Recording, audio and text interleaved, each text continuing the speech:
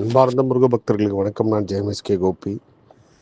நீண்ட நாட்களுக்கு பிறகு இந்த அதிகாலை குரல் பதிவு நான் பதிவு செய்கிறேன். ஏன்னா ஒவ்வொரு தடவையும் தியானம் முடிச்சதுக்கப்புறம் நான் பதிவு பண்ணுங்கிற பரப்பெல்லாம் இல்லை, அப்புறம் சொல்லலாம் அப்படின்னு சொல்லி சில விஷயங்கள் தள்ளி போட்டுருவேன். இதில் நேற்று உண்மையிலே எனக்கு ஒரு மறக்க முடியாத இரவு தான். என்னோட முருகர் ஆராய்ச்சியில் நான் சேகரித்து வச்ச எல்லா விஷயங்களையும் ஒன்று திரட்டி போயிட்டு இருக்கும்போது கிட்டத்தட்ட 6ஆம் நூற்றாண்டு முருகர், 16ஆம் நூற்றாண்டு முருகர், 11ஆம் நூற்றாண்டு முருகர் அப்படின்னு சொல்லி பல முருகர் சிலைகளோட படங்கள் பார்க்குறப்போ மெய் சிலிர்த்து போனேன். நம்ம முருகப்பெருமான் உலகம் ஃபுல்லாக இந்தந்த இடத்துல இருந்திருக்காரு அப்படின்னு சொல்லி. இது கண்டிப்பாக என்னோட இந்த பிறப்பில் அந்த இடத்துக்குலாம் பயணம் பண்ணவே முடியாது. ஏன்னா அவ்வளோ இடங்கள் இருக்குது.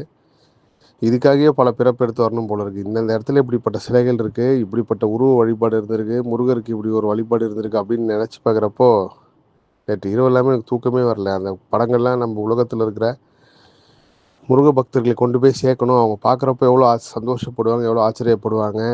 இதை போய் சேர்க்குற பணியை நம்மளுக்கு இறைவன் கொடுத்துருக்காரு அப்படின்னு அந்த நினைப்பிலேயே எனக்கு நேற்று இரவு ஃபுல்லாக தூக்கமே வரல. விரைவில் அந்த படங்கள்லாம் பதிவு செய்கிறேன். இந்த வருடம் கார்த்திகை மாதம் ஐயப்ப பக்தர்களோட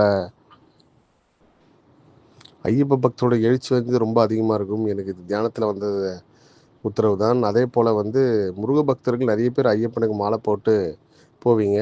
அதில் காலமாகவே நான் சொல்கிறது கிட்டத்தட்ட ஒரு 800 900 ஆண்டுகளுக்கு முன்பிலிருந்தே ஒரு வழக்கம் இருந்திருக்கு. என்னென்னா, சபரிமலைக்கு போயிட்டு பழனி முருகரை பார்த்துட்டு வர்றது ஒரு பெரிய வழக்கம். பழனி முருகரை பார்த்துட்டு சபரிமலைக்கு போகிறதுன்றது இப்போது சமீப காலமாக ஒரு 100 ஆண்டுகளாக இருக்கிற பழக்கமானாலும் அதுக்கு முன்னாடி சபரிமலை ஐயப்பனை பார்த்துட்டு அதுக்கப்புறம் தமிழ்நாட்டுக்கு வரவங்க பழனி முருகரை பார்த்துட்டு வர வழக்கத்தை வச்சுருக்காங்க. இதுவும் ஒரு ஆதாரப்பூர்வமாக நான் உணர்கிறப்போ கண்டிப்பாக இதை பதிவு பண்ணணும்.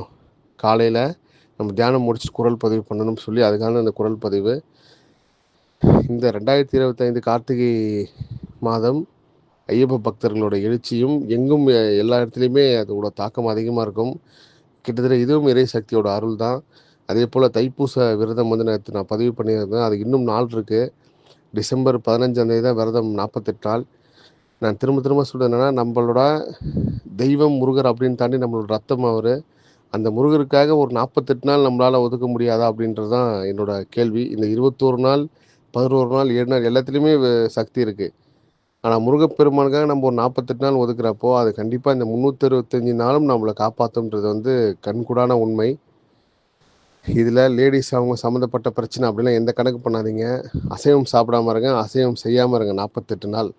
மற்றபடி நீங்கள் மாலை போடணும், இல்லை நீங்கள் தினமும் நான் கோயிலுக்கு போய் பார்க்கணும், நம்ம ஐயப்ப பக்தர்கள் எவ்வளோ ஒரு கடுமையான விரதம் இருக்காங்களோ அந்த மாதிரி இருக்கணும்னு கிடையாது. நான் திரும்ப திரும்ப சொல்கிறது, எளிய பக்தி மூலயமாவே முருகப்பெருமானை நம்ம உணரலாம். அவர் நம்மளை ஆட்கொண்டதை கண்கூடாக பார்க்கலாம்.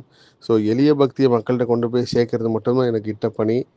விரைவில் தைப்பூசம் சம்மந்தமான காணொலியை பதிவு பண்ணுறேன். எல்லா புகழும் முருகனுக்கே. நன்றி.